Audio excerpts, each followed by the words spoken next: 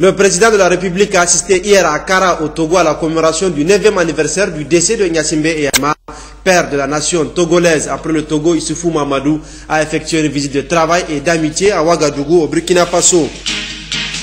Tanja Mamadou, ancien président de la République, s'est enfin publiquement prononcé sur l'affaire dite 400 milliards de francs CFA. Près de 400 milliards de francs CFA se trouveraient à la Banque islamique de développement à Jeddah en Arabie Saoudite. Une partie a été utilisée pour renforcer le stock de l'EPVN et de l'Asma. Maradi abrite depuis ce matin, sous la présidence du ministre d'État, ministre de l'Agriculture Abdelou, le forum transrégional sur l'agriculture. Ce forum permettra notamment de recueillir une vision partagée sur l'agriculture familiale au Niger. Mesdames et messieurs, bonsoir et merci de votre fidélité. Le président de la République a regagné en début d'après-midi de retour de Kara au Togo, où il a pris part à la cérémonie commémorative du 9e anniversaire du décès de l'ancien président togolais Gnassingbé Eyadema et de Ouagadougou au Burkina Faso à l'issue d'une visite de travail.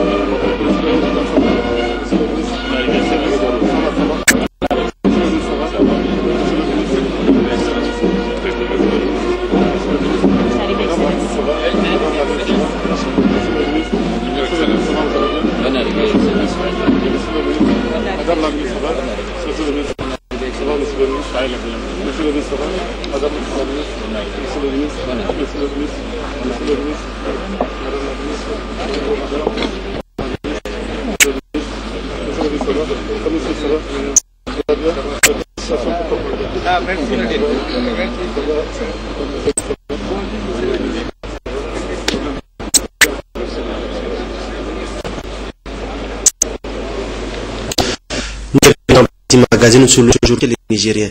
Près de 400 milliards de francs CFA se trouveraient à la Banque islamique de développement à Jeddah en Arabie Saoudite. Une petite partie a été utilisée pour renforcer le stock de l'EPVN et la Caïma. Rahila Chebou, Tahir.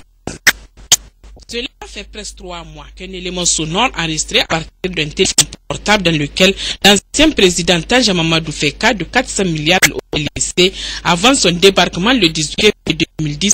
Les militaires défraient la chronique, ce qui a amené le procureur de la République Moussa Ouazli à demander une audition préliminaire de Tanja. Le point de passage obligé dans cette affaire, c'est l'audition de Tanja Mamadou. Ce matin, l'ex-président Tanja Mamadou est sorti de sa réserve et a tenu un point de presse. Mais avant, je vous invite à suivre l'enregistrement dit des 400 milliards à titre de rappel.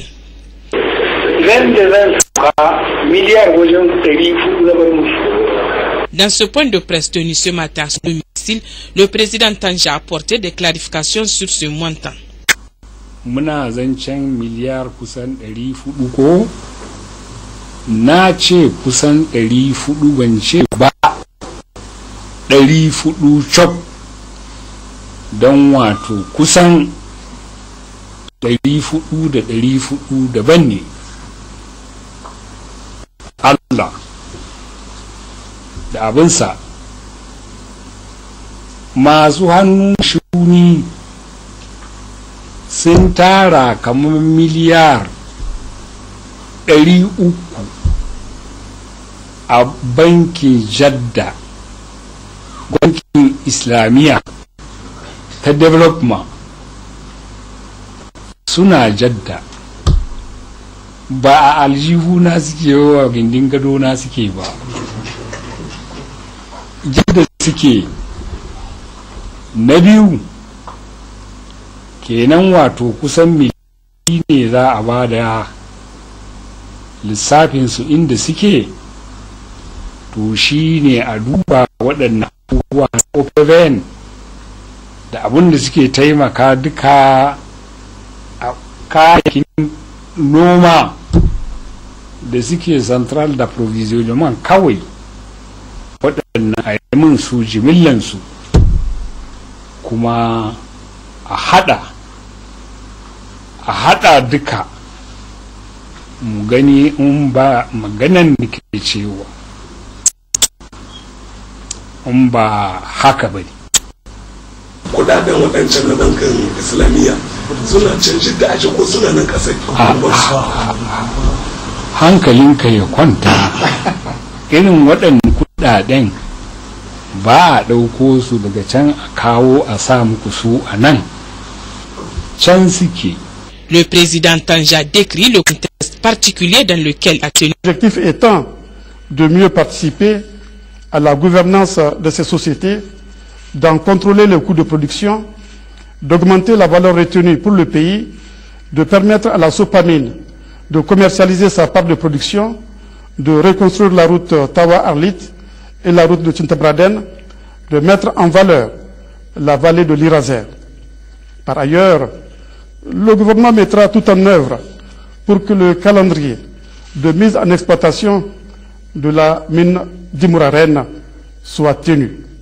L'intérêt du Niger, partout où il se trouve, se doit d'être sauvegardé, et cela avec la plus grande diligence d'esprit que cela requiert. Ce langage empreint d'un souci patriotique annoncé ou du moins clamé par le président de la République, Issoufou Mamadou, qui, sans embâche, a, dès l'entame de son mandat, affirmé à ses compatriotes que les dons par rapport aux dividendes de notre sous-sol ne seront plus, entre guillemets, ces miettes qui, des décennies durant, étaient injustement revenus aux Nigériens. Bien entendu, de tels propos pour les sceptiques ne sont que simples vantardises, voire une digression pure et simple, consistant à détourner l'attention de l'opinion publique. Soit, mais c'était sans compter avec l'opiniâtreté de celui qui a le devoir de respecter la parole donnée. Partant de ce principe, l'intérêt du Niger d'abord. Situation dans laquelle nous nous trouvons actuellement, et sans exception, car il s'agit d'une cause nationale, une cause dont les défenseurs ne sont ni plus ni moins que les Nigériens de leur ensemble, d'où, sans nul doute, cette unanimité. Ce gouvernement souhaite que le nouvel équilibre qui sera trouvé soit compatible avec le développement du Niger, qui est conforme à notre intérêt. Aujourd'hui, je me réjouis, vraiment je suis un homme comblé de joie et en tant que Nigérien, et que j'aurais ce que j'ai entendu hier à la radio par rapport à notre problème d'uranium au Niger, et que c'est le Parlement français qui a interpellé le ministre français chargé de cette question pour avoir reconnu que c'est une lutte légitime que le peuple nigérien a engagée vis-à-vis de cette société, que vraiment je n'ai pas de grands mots à dire, mais seulement je suis vraiment content et je me réjouis, je suis fier aujourd'hui d'être nigérien. C'est le président de la République qui, le premier dans ce pays, a jugé que le contrat de 2003 signé par l'État nigérien avec Areva ne respectait pas les intérêts de notre pays et qu'il était en train de léser l'économie de notre pays. Ce n'est pas quelqu'un d'autre, c'est lui qui a été le premier. Et c'est sur son initiative que, justement, le Niger a décidé de renégocier ce contrat-là. C'est le chef de l'État et le gouvernement qui ont décidé de remettre en cause ce contrat-là. Ce n'est pas une quelconque société civile qui l'a fait. Donc nous sommes étonnés aujourd'hui de voir des gens s'agiter pour dire il faut respecter les intérêts du peuple nigérien, il faut respecter la souveraineté du peuple nigérien. Voilà, qui est dénoncé aujourd'hui par le gouvernement nigérien, a été signé. Où est-ce qu'était cette société civile-là? Et qu'est-ce qu'elle a fait pour dénoncer ce contrat? Elle ne l'a pas dénoncé. C'est aujourd'hui seulement parce que le gouvernement a pris l'initiative, le premier, à dénoncer un contrat, que les gens sont en train de s'agiter. Acte très audacieux, mais fort légitime, et a eu l'approbation totale du gouvernement français et de son opposition.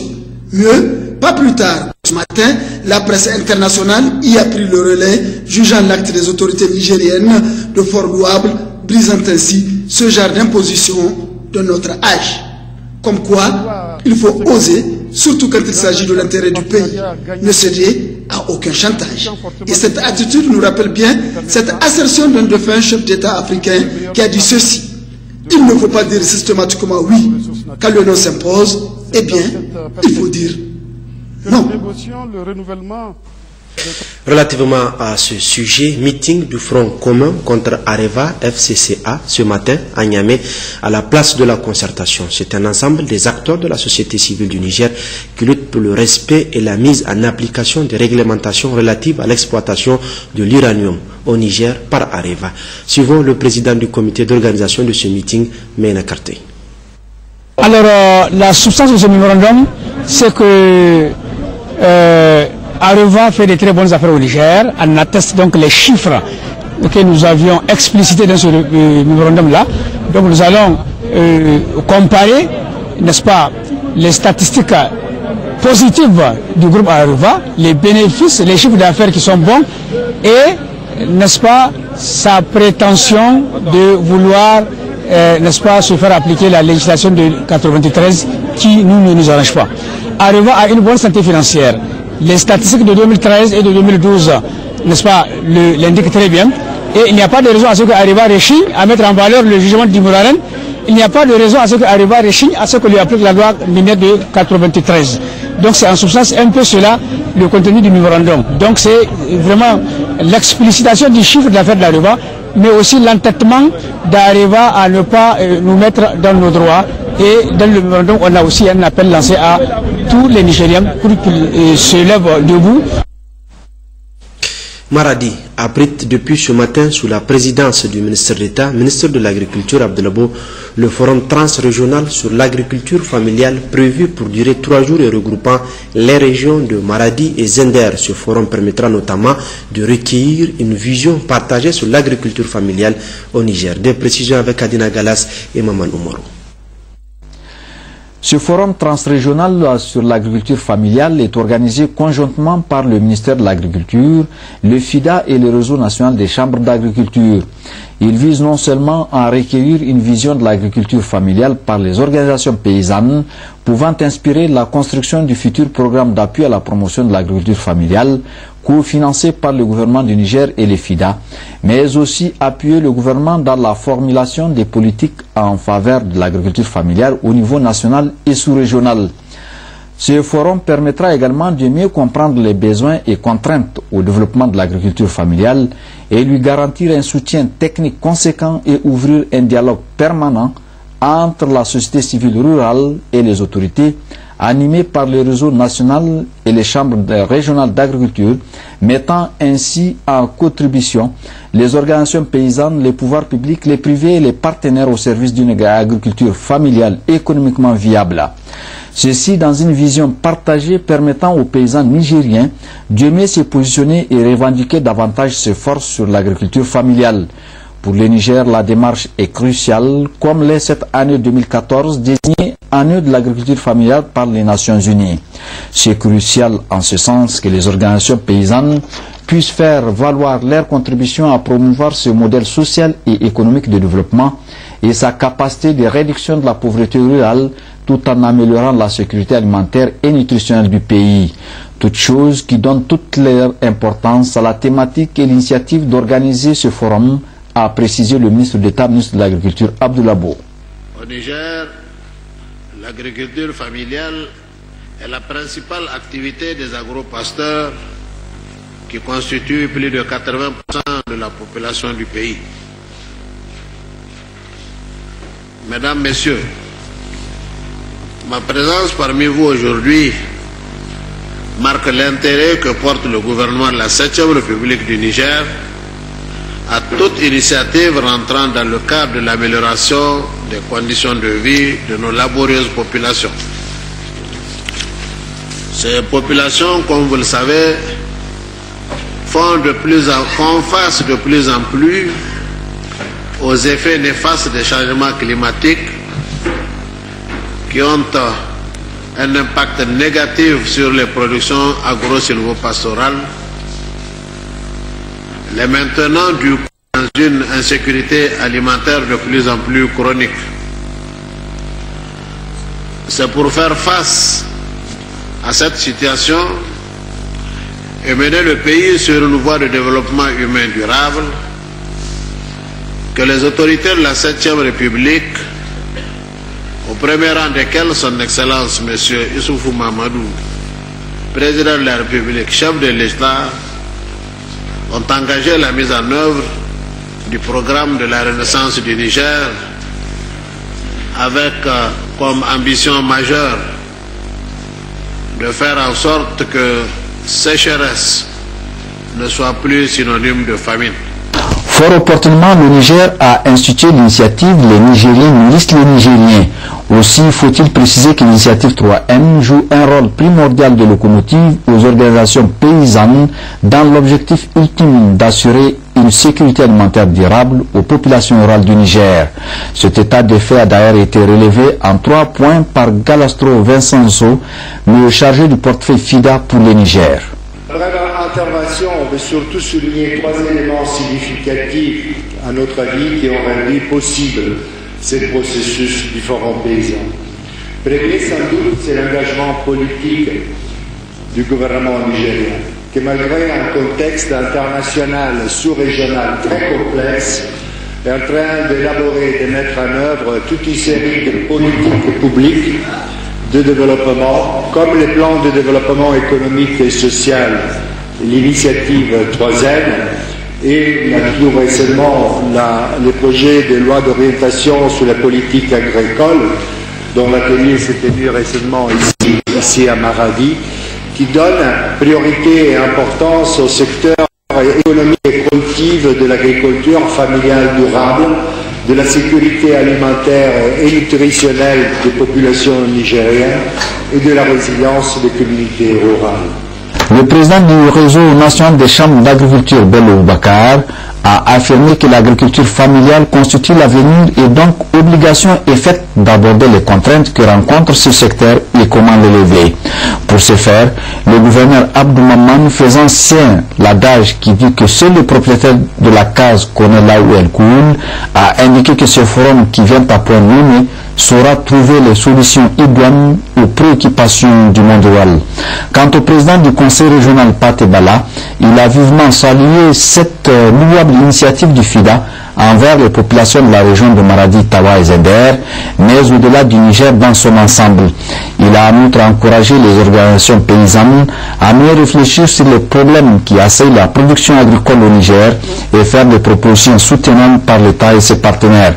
Le maire central Kassou Mokhtar a aussi salué la tenue de ce forum à Maradi avant de souhaiter la chaleureuse bienvenue et un agréable séjour aux participants. Le ministre d'État, ministre de l'Agriculture, Abdelabou, a également présidé ce matin dans le département d'Aguié la cérémonie de rétrocession des actifs du projet FILDA au service technique de l'agriculture et au projet d'appui à la sécurité alimentaire dans la région de Maradi. Kasmoutari et Maman Oumarou.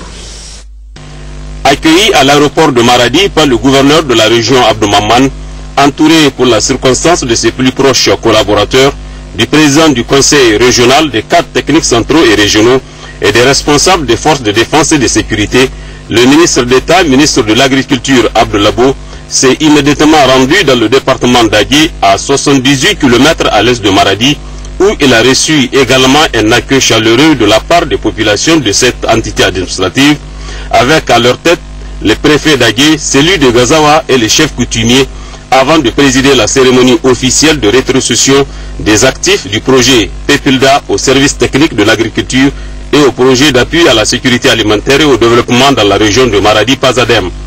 Il faut souligner que le projet de promotion de l'initiative locale pour le développement vient de clôturer après 8 années d'intervention sous la satisfaction du gouvernement du Niger, du FIDA, principal bailleur de fonds, et surtout des populations des départements d'Agué et de Gazawa, ainsi que les communes limitrophes de Saï-Saboua et Jiratawa. Ce sont ainsi plus de 11,5 milliards de francs CFA qui ont été injectés, représentant la contribution du FIDA, du Fonds belge de survie, de l'État du Niger et des bénéficiaires. pour le ministre d'État, ministre de l'Agriculture Abdelabou, qui présidait la cérémonie. Au terme de ces 8 années de mise en œuvre du PEPILDA, l'on peut, sans risque de se tromper, affirmer que le projet a enregistré à son actif des réalisations concrètes et des impacts significatifs sur les bénéficiaires et dans divers domaines. À la clôture du projet et nonobstant les pertes liées à la fluctuation du taux du dollar, devait ajouter le ministre d'État Abdelabou, les performances sont jugées très appréciables dans le domaine financier avec un taux effectif de mobilisation des ressources financières de 99,90% pour le prêt FIDA et 99,75% pour le don du Fonds belge de survie FBS, ce qui constitue une performance exceptionnelle dans le cadre de la mise en œuvre des projets et programmes au Niger. La pertinence des résultats obtenus, a déclaré le ministre Abdelabou, ont amené le gouvernement du Niger et le FIDA à concevoir encore un nouveau projet dans la région de Maradi qui doit éteindre à large échelle ses acquis en termes d'outils, de méthodes et d'innovation porteuses dans la dite région. Le projet dénommé Projet d'appui à la sécurité alimentaire et au développement dans la région de Maradi-Pazadem s'intègre parfaitement dans l'initiative 3N. Les Nigériens nourrissent les Nigériens du président de la République, chef de l'État Issou Mahamadou, à travers laquelle le gouvernement s'est donné comme objectif l'amélioration de la sécurité alimentaire et le renforcement des capacités de résilience des populations. Auparavant, le maire de la commune urbaine d'Agué, Mani Oumar Boubé, le directeur du projet Pazadem, Cheikh Biguero, le préfet d'Agué, Inoussa Oumarou, et le gouverneur de la région, Abdou Maman, sont intervenus pour féliciter l'équipe du PEPILDA pour les multiples efforts déployés pour réussir le projet au grand bonheur de vaillantes populations qui souffraient d'insécurité alimentaire chronique avant le projet et qui maintenant arrivent avec véhémence à faire face aux conséquences liées à cette situation. Le ministre de la Santé publique Mano Agalé a procédé au lancement national de la 7e campagne intégrée de traitement de masse contre les maladies tropicales négligées, des maladies qui affectent des personnes souvent démunies et sans couverture sanitaire ou qui souffrent dans le silence. Guy Mathieu Théa, Issouf Sileman. Les maladies tropicales négligées, à savoir la biliasiose, les vers intestinaux, la filariose lymphatique et le trachome, constituent un problème de santé publique au Niger. C'est pourquoi le gouvernement, à travers le ministère de la Santé publique, avec l'appui des partenaires au développement, a organisé cette 7e campagne intégrée de traitement de masse contre ces maladies. Au cours de cette campagne, qui durera 1 mois, plus de 10 millions de personnes seront traitées dans les villages, les hameaux et les écoles des régions de Difa, Dosso, Tilaberi, Tawa, Maradi, Zender et Niamey, par des milliers de distributeurs communautaires et enseignants qui seront formés à cet effet. Des activités de sensibilisation en vue de changement de comportement seront également conduites à tous les niveaux. Toutes les tranches d'âge de la population bénéficieront de cette intervention. Les bébés et les jeunes enfants recevront de la pommade cracycline et du sirop Zitromax contre les trachome. Les enfants âgés de plus de 5 ans et les adultes vont recevoir Zitromax comprimé contre le trachome, ensuite du praziquantel contre la bilharziose et enfin de l'ivermectine et de l'albendazole contre la filariose lymphatique et les vers intestinaux. La lutte contre les maladies tropicales négligées occupe une place de choix dans les PDS dont les objectifs s'inscrivent dans la droite ligne de la vision du programme de la Renaissance du président de la République qui n'a d'autres ambitions que de donner une bonne santé à la population pour un développement durable de notre pays. Selon les partenaires au développement, les maladies tropicales négligées affectent plus d'1 million de personnes dans le monde, d'où l'importance de cette campagne. La mission de HKI est de sauver la vue et la vie. C'est dans ce cadre que s'inscrit la lutte contre les maladies tropicales négligées. USAID appuie le Niger pour la mise en œuvre de son plan stratégique de lutte contre les maladies. Je profite aussi de cette occasion pour annoncer solennellement la poursuite du soutien du gouvernement des États-Unis au peuple du Niger à travers la mise en œuvre du plan de développement sanitaire PDS 2011 à 2016. Les maladies tropicales négligées affectent plus d'1 milliard de personnes et tuent au moins 500 000 personnes chaque année dans le monde. Avec seulement un demi-dollar américain par an et par personne, nous pouvons éviter les complications déformantes de ces maladies. La lutte contre les maladies tropicales négligées constitue une action qui aidera l'État du Niger dans l'atteinte des objectifs du millénaire pour le développement. Le ministre de la Santé publique et les partenaires au développement ont enfin administré des médicaments aux enfants, consacrant ainsi le lancement de la campagne contre les maladies tropicales négligées. Il est demandé à la population d'ouvrir les portes de leur maison et à prendre ces médicaments qui vont leur être distribués gratuitement. Le ministère des Enseignements professionnels et techniques était quant à lui au centre de formation professionnelle et technique de Kouartegui à Niamey. Objectif de cette visite de chez Boudin-Ina est de constater l'état d'avancement des travaux de construction de ce centre financé sur fonds propres de l'État. D'autres précisions avec Djibril Namalka et Mahamadou Adam. Quelques jours seulement après sa prise de fonction à la tête du ministère en charge des enseignements professionnels et techniques en septembre dernier, le ministre Cheikh Naïna avait initié une série de visites. Visites l'ayant conduit au centre de formation de Kouartegui, un centre situé en plein cœur d'un quartier périphérique de Niamey. Les conditions de travail sur place étaient déplorables. Cette situation n'avait pas laissé indifférent le ministre et sur place, il avait donné des instructions pour qu'au moins l'école soit clôturée. Au-delà, Cheikh Naïna a ordonné le financement de 2 ateliers de formation, 2 blocs de latrines. Toutes ces réalisations sur financement propre de l'État. Et l'Union des étudiants des instituts, écoles professionnelles et techniques de Niamey matérialise cette reconnaissance des efforts fournis par le ministre à travers ce témoignage de satisfaction.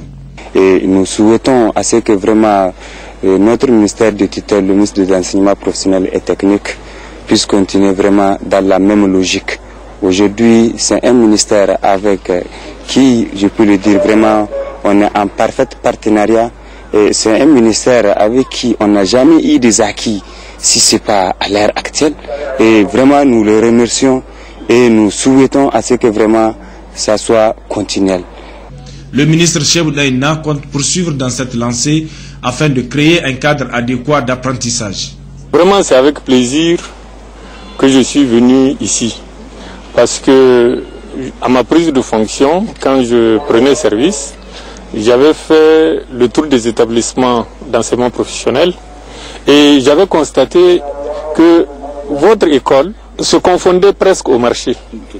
Parce que et les hommes et les bêtes, tout le monde traversait l'école pour aller faire ses occupations.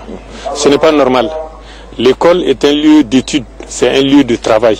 C'est pourquoi j'avais pris l'engagement de faire en sorte que le mur soit achevé, que votre école soit clôturée, afin que vous ayez le calme nécessaire pour étudier. Je considère que c'est fait aujourd'hui. Nous nous sommes engagés sur un autre chantier, celui de l'amélioration de vos conditions.